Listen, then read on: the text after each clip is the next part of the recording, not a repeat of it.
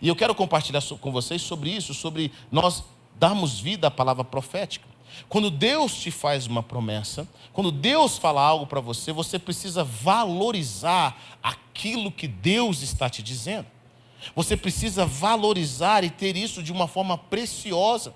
Sabe, hoje, queridos, a maioria de nós aqui recebemos mais palavras proféticas em vida do que o próprio Abraão. Recebemos mais palavras proféticas do que Isaac, do que Jacó, do que Davi. Mas o problema não é o número de palavras e direções proféticas que nós recebemos, mas sim o que nós fazemos com essa palavra. Como nós agimos com essa palavra.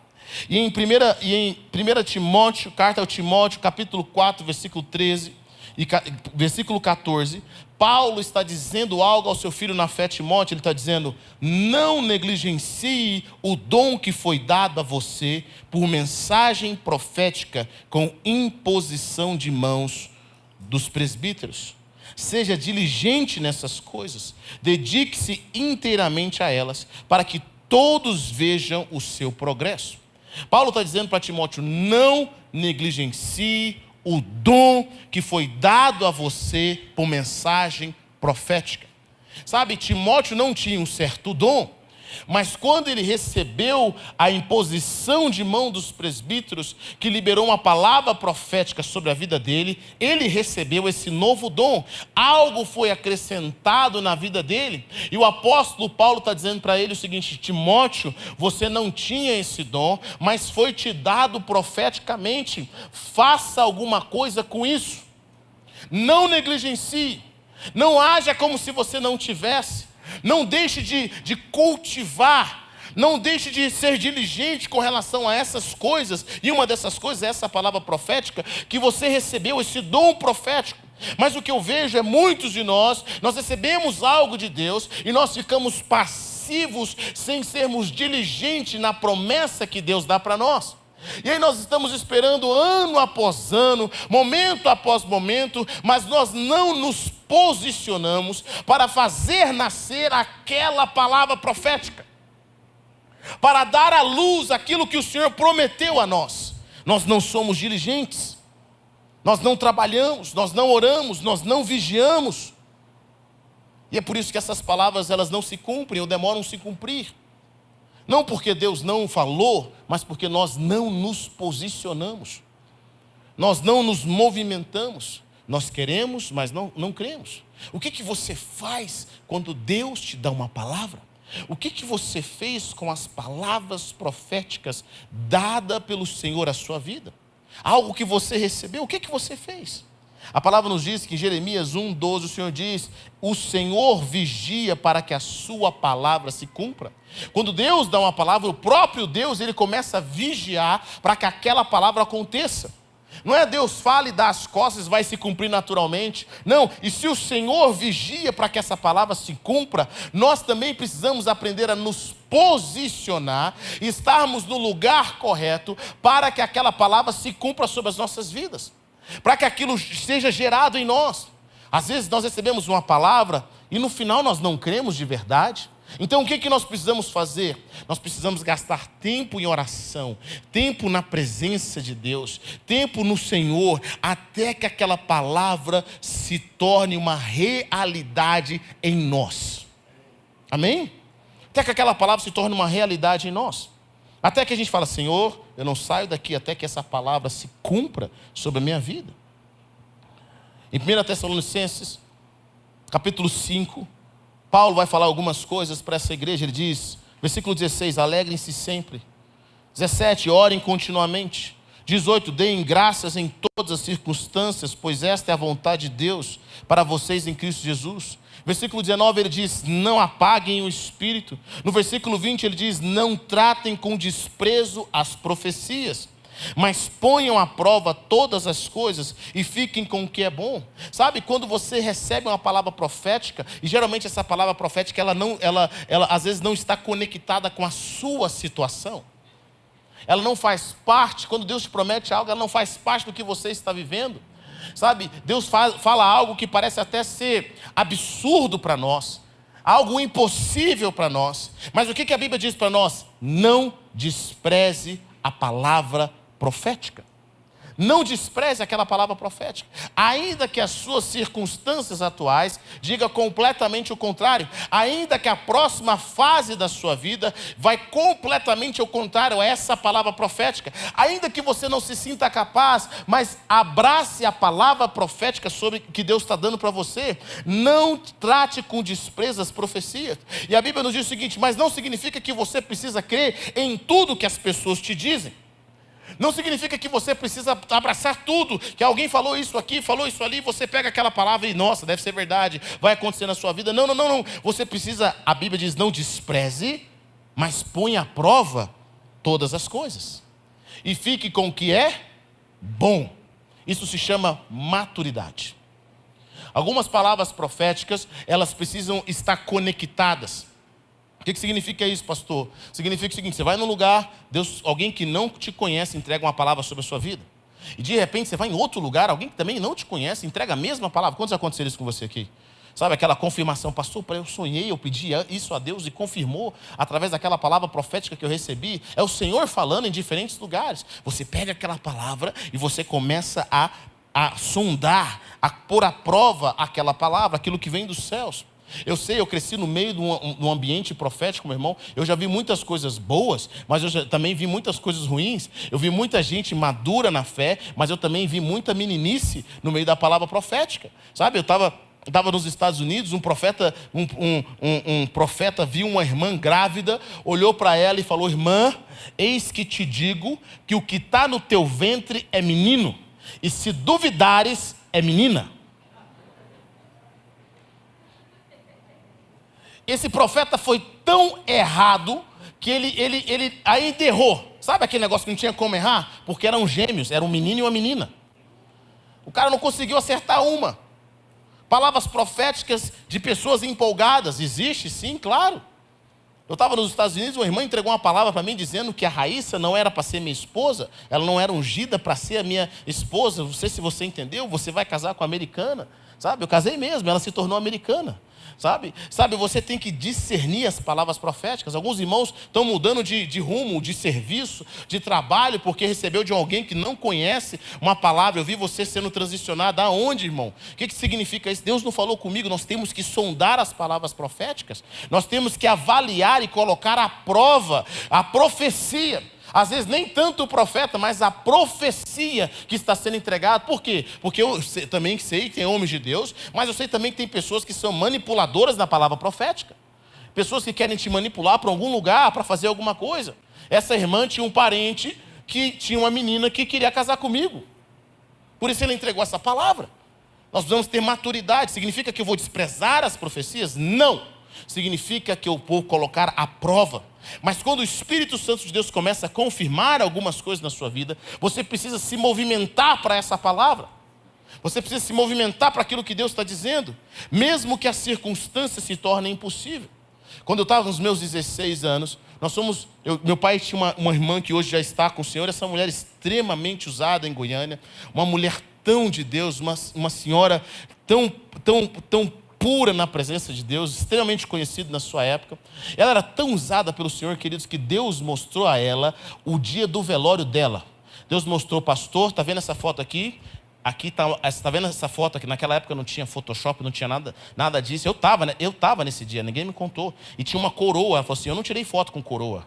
O Senhor me mostrou que essa coroa é a minha coroa no céu. Deixa eu falar uma coisa para você, pastora Dark. Ela falou assim: eu vou falecer. Eu já vi o meu velório. No meu velório, meu caixão está assim. O meu filho que está desviado vai voltar para Jesus, mas a minha nora que está desviada vai voltar para Jesus. Eles vão pegar o meu manto profético e vão ver essa pessoa assim, assim, assim, assim.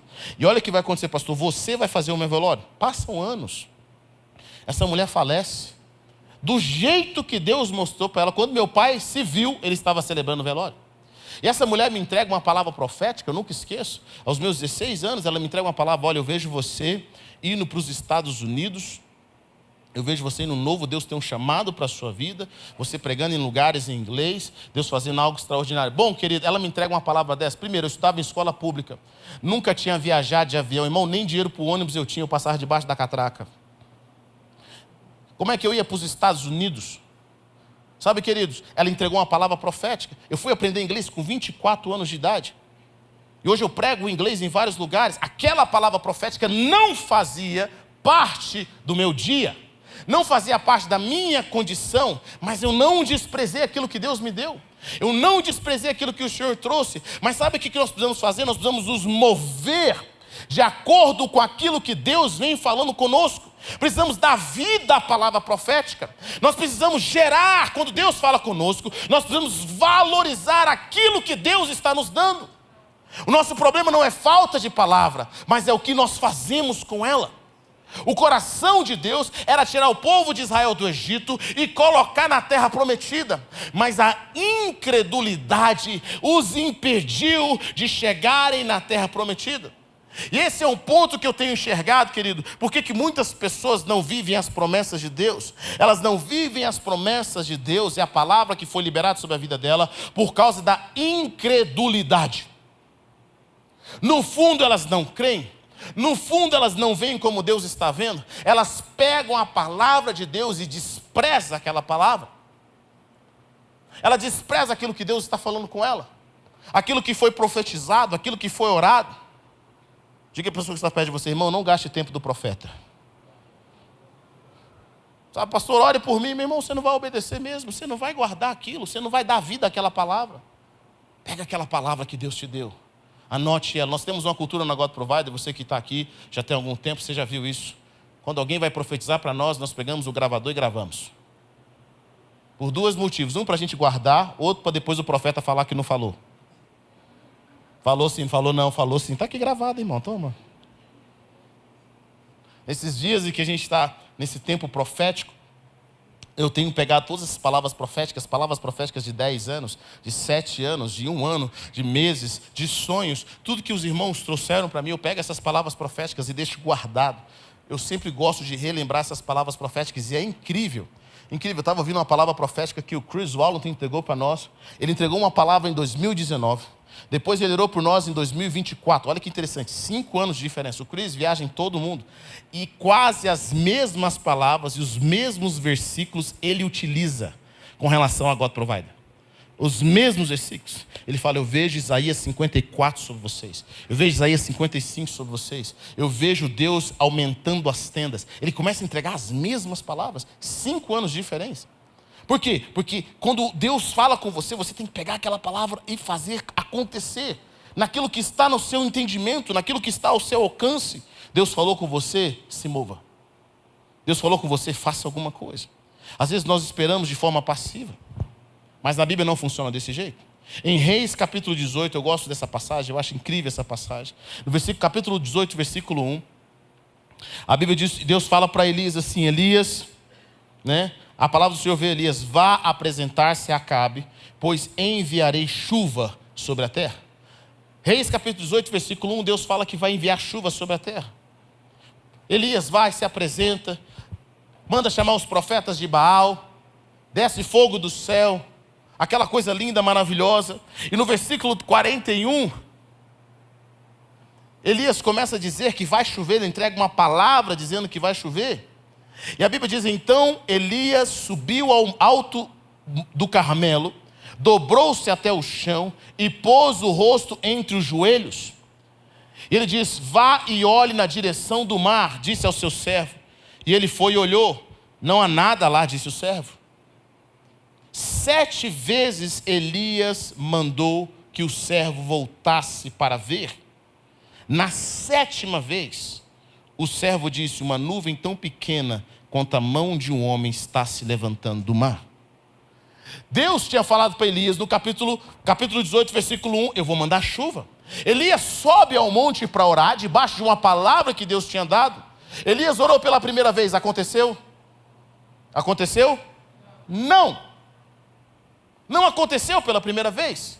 Elias manda o servo, vai lá ver o que tem lá. O que tem lá? O servo fala, rapaz, hoje, se tem um dia que não tem nuvem, não sei o que aconteceu com você não, Elias, mas hoje não tem nuvem nenhuma. Elias volta, busca, manda de novo o servo, volta lá. Fica imaginando o servo, Senhor, já é a 6ª vez, não tem nada lá. Na 7ª vez, aparece uma nuvem do tamanho da mão de um homem. O que você faz quando você recebe uma palavra profética? Você orou uma vez, não aconteceu, você fala, eu acho que não é a vontade de Deus. Eu acho que Deus não quis. Aí você fala, mas Deus não falou? Nós não ficamos nessa dúvida? Quantas vezes você orou? Quantas vezes você gastou tempo na presença de Deus? Quantas vezes você buscou e foi atrás daquela palavra profética? Daquilo que Deus trouxe para você? Elias ora até que a nuvem do tamanho de a mão de um homem se manifeste.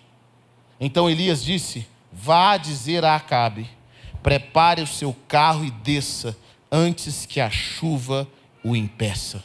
Enquanto isso, nuvens escuras apareceram no céu, começou a ventar e a chover forte, e Acabe partiu de carro para Jezreel. Elias, na sua perseverança em oração. Esse é um dos motivos que eu vejo que pessoas não conseguem viver a palavra profética, porque elas não são perseverantes. Você creu, amém, glória a Deus, mas agora persevera. Diga a pessoa que está perto de você, irmão, persevera. Persevera na oração, persevera na busca. Não deu certo uma vez, ore pela segunda. Ore e diz, Deus, eu tenho o mais importante, eu tenho a tua palavra. Eu tenho a tua palavra, eu tenho a tua garantia sobre a minha casa. Algumas coisas que Ele deu, eu entendo. Existem palavras proféticas que Deus fala sobre a nossa casa, a nossa família, que nós não veremos. Assim funciona também. Mas outras coisas era para a gente já ter visto. Outras coisas já era para ter acontecido. Mas nós não nos posicionamos. Primeiro precisamos nos posicionar. Se posicione para a palavra profética. Deus diz que você vai viajar às nações, prepare seu passaporte. Alinhe seu passaporte. Comece a se posicionar. Pastor, Deus falou que eu vou casar, não estou namorando, mas eu vou casar pela fé. Eu ouvi uma palavra profética. Sabe, queridos, o que você faz com isso? Se prepare para o casamento. Comece a orar, comece a sonhar, comece a estudar sobre casamento, sobre relacionamento. Se prepare para aquilo. Se posicione de acordo com a palavra de Deus para a sua vida. Ore até que aquilo seja realidade em você. Até que aquilo faça parte de quem você é. Segundo, persevere. Seja perseverante até ver a nuvem do tamanho da mão de um homem. Eu tenho aprendido que no reino de Deus não tem a ver com pessoas muito bem preparadas. Não tem a ver com pessoas muito bem educadas, pessoas que têm experiência no cristianismo, pessoas muito bem estudadas, mas tem a ver com pessoas que creem e perseveram.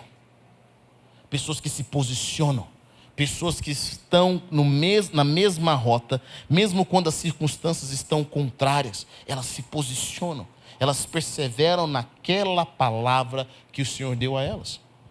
Então Elias faz isso. Nós precisamos ver pessoas na perseverança de oração. Eu amo o profeta Daniel. Daniel é um dos meus profetas favoritos na palavra de Deus. Daniel, ele olha a palavra profética de Jeremias. Ele diz, eu estava estudando as palavras do profeta Jeremias e percebi que o tempo de cativeiro estava terminando. Já estava chegando aos 70 anos. Então, Daniel começa a orar e a interceder em favor daquela palavra. Sabe, Ana ora pedindo um filho. Sabe por que Ana ora pedindo um filho? Porque havia uma promessa em Israel, do 23 e 26, em Êxodo 23 e 26, que Deus prometia que o povo de Israel seria um povo frutífero. Então, quando Ana vê uma palavra de Deus, que o povo de Israel seria frutífero, e ela não era frutífera, Ana está falando, o Senhor disse que nós seríamos frutíferos. Então ela ora até que ela pudesse gerar um filho. Ela começa a buscar ao Senhor até que isso acontecesse sobre a sua vida. Nós temos que ser perseverantes com relação às palavras proféticas na Bíblia, com relação às palavras proféticas recebidas a nível pessoal. Nós temos que fazer essas palavras proféticas virem à luz. Sabe como nós fazemos isso? Nós fazemos isso perseverando em oração, jejum e conexão. Conexão com o Espírito Santo. Qual foi a última vez que você gastou alguns dias, algumas horas, orando por palavras proféticas que você recebeu? Qual foi a vez que você recebeu uma palavra profética e você jejuou por aquela palavra? Você falou, Senhor, eu recebi essa palavra profética. Eu recebi isso que o Senhor falou comigo, foi tão profundo na minha vida. Eu vou gastar um tempo em jejum. Eu vou gastar um tempo em oração. Durante esses 40 dias, nosso coração é para que essas palavras proféticas... O que nós vamos fazer durante esses 40 dias, pastor Heber? Sabe o que nós vamos fazer? Eu estou pegando as palavras proféticas que foram liberadas sobre a igreja, porque essas palavras te alcançam. Mas eu quero também que você pegue as palavras proféticas que Deus usou pessoas para falar sobre a sua vida, sobre a sua casa, sobre a sua família, sobre aquele seu filho e filha que está desviado, que não está caminhando com o Senhor, sobre aquele cônjuge que precisa de um ajuste divino, sobre as finanças, sobre a sua empresa. Eu quero que você pegue essas palavras proféticas pessoais e venha para a presença de Deus falando: Senhor, o Senhor prometeu, o Senhor disse, eu trago à existência essa palavra profética, eu trago à realidade essa palavra profética. Sabe, querido, esperança é para amanhã, fé é para agora. Fé é agora. Às vezes eu percebo que nós buscamos limitar o que Deus quer fazer. Sério. Por quê? Nós colocamos nosso subconsciente: eu não posso viver isso agora, eu acho que, sabe, eu não tenho a capacidade espiritual, eu não estou tão bem espiritualmente para viver isso agora. Sabe, eu não estudei a Bíblia o suficiente para ver isso agora. O que Deus está falando com você? É para agora? Então, Deus, eu quero agora. Eu quero viver a realidade dos céus agora. Sabe, as circunstâncias não estão das melhores para eu viver o que Deus falou para eu viver. Irmão, pare com isso. Comece a abraçar a realidade de Deus agora. Fé é agora. Às vezes nós estamos colocando para amanhã o que Deus falou. Meu amigo, já era para ontem. É para você se mover agora. Deus quer fazer algo na sua vida agora. Fé é para agora. E o último ponto que eu quero trabalhar com vocês, e é algo que caminha no meu coração: pastor, por que das palavras proféticas? Por que do direcionamento profético? Vou te falar por quê. Antes de você vir ao mundo, Deus já tinha um plano com você. Não interessa a família no qual você veio, Deus já tinha um plano com você. Antes da fundação do mundo, você foi chamado para... Você já estava aqui no plano de Deus. Deus te trouxe até aqui, o Senhor te trouxe. Deus tem um projeto na sua vida. E as coisas que você viveu faz parte do projeto de Deus. Para Deus te treinar, ainda que não sejam das melhores formas, mas Deus te treina de alguma forma. Deus tem um projeto para você. A palavra profética faz com que você se mova não pelo natural, não pela carne, mas para que você se mova pelo Espírito, pela realidade espiritual que Deus tem para a sua vida. Em 2 Coríntios capítulo 5, versículo 16, o apóstolo Paulo fala o seguinte: de maneira que nós, de agora em diante, a ninguém conhecemos segundo a carne, e se antes conhecemos Cristo segundo a carne, já agora não conhecemos desse modo. Eu vou te contar um segredo, eu quero abrir meu coração para vocês. Como pastor, meu coração é muito apostólico. O que significa isso, pastor? Meu coração é um coração, eu amo ver destino. Sabe, a nossa igreja tem muitas coisas, muitos milagres. Milagres extraordinários. Milagres financeiros, sabe, pessoas que vêm para cá. Essa palavra do Roger foi realmente assertiva sobre a nossa igreja. Pessoas que abrem suas empresas, pessoas que prosperam. São inúmeros os casos de irmãos que chegam aqui, que, pastor, não tem como sair dessa dívida. E Deus começa a prosperá-lo, Deus começa a abençoá-lo financeiramente. São inúmeras pessoas. Inúmeras pessoas que chegam aqui, você pode observar, elas que o casamento estava destruído, a família estava destruída, Deus começa a restaurar a família, Deus faz coisas na sua vida. Pessoas que são curadas aqui nessa igreja, que às vezes nós não contamos no púlpito, pessoas que são curadas de diversas enfermidades. Aqui, pessoas são curadas de câncer, Deus faz milagres extraordinários, abre portas que essas pessoas nem imaginavam que elas precisavam dessas portas que poderiam ser abertas. Eu fico muito feliz, e o coração pastoral geralmente é ver, nossa, o irmão está naquele problema, ele sai daquele problema e a vida dele é abençoada. Mas tem uma coisa que para mim não me deixa satisfeito. Eu não fico satisfeito em ver o seu casamento restaurado. Eu não fico satisfeito em ver a sua família, a sua empresa prosperando. Sabe, a minha satisfação é ver você vivendo o destino. O chamado de Deus. Tem uma coisa que me frustra. Pastor, o que mais te frustra? Para mim, o que mais me frustra é quando pessoas que eu consigo ver no reino espiritual, o chamado que Deus tem para a vida delas, elas simplesmente se negam a viver esse chamado. Deus fala para você: eu tenho uma terra prometida para você, eu tenho algo grandioso na sua vida, e a pessoa começa a se ver como escravo. Ela simplesmente não abraça as palavras que foram liberadas sobre elas. Não tem a ver com a sua capacidade, eu sei. Sabe, mas Deus confunde os que são usando os que não são. Mas se nós não passarmos por um processo de aceitarmos quem nós somos em Cristo Jesus, nós jamais vamos sair desse ciclo. Nós jamais. Deus nos tira do Egito para nos colocar na terra prometida. Deus nos tira daquilo que nós vivimos para colocar a gente em lugares extraordinários. Então, agora, o nosso desafio, sabe qual que é o desafio que eu tenho com pessoas? É fazer com que elas se vejam como Deus a vê. Não com o passado. E o apóstolo Paulo está dizendo o seguinte, ele está dizendo, olha, nós não conhecemos ninguém mais de acordo com a carne. Significa o quê? Meu irmão, talvez a sua família conhece você de acordo com a carne. Ela conhece o quão canseira você foi. Ela conhece o quão difícil você é.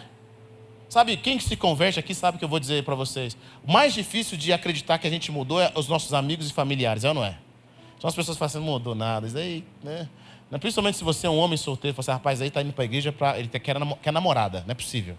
Ele não mudou de jeito nenhum, não está transformado. Sabe, nós sabemos, as pessoas que nos conhecem na carne, que conhecem a nossa história, que sabem o que a gente fez no verão passado, não acreditam na nossa transformação. Essas pessoas não acreditam. E como filhos de Deus, nós temos um desafio. O desafio é enxergar as pessoas pela perspectiva dos céus. É ver como Deus as vê, sabe? Segundo a carne, Paulo era um perseguidor da igreja e um assassino. Mas segundo o Espírito, ele era o apóstolo para os gentios. Segundo a carne, Moisés era alguém apenas criado na corte do Egito, que matou um homem. Mas segundo o Espírito, ele era o libertador de Israel. Segundo a carne, Abraão era um pai exaltado, um senhor de 75 anos, que jamais teria um filho.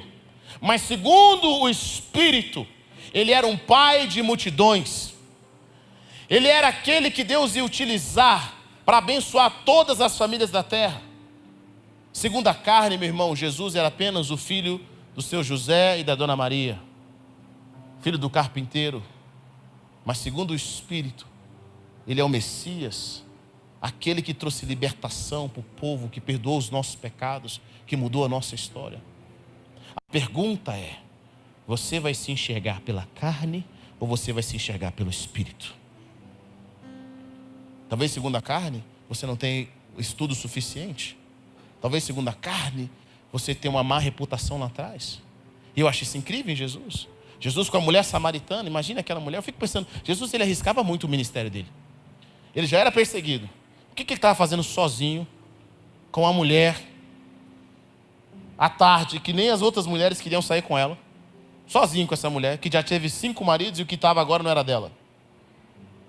Jesus senta com essa mulher, que tem má fama na cidade, e libera o destino dela. Segundo a carne, ela era uma mulher qualquer, mas segundo o Espírito, ela foi uma evangelista que trouxe uma cidade inteira para ver Jesus. Agora nós não conhecemos mais as pessoas segundo a carne. Nós conhecemos agora as pessoas que elas são nova criatura em Cristo Jesus. A pergunta que eu faço para você é, você vai querer ser conhecido segundo a carne? E vai querer conhecer as pessoas segundo a carne, segundo o histórico delas, ou segundo aquilo que Deus está fazendo?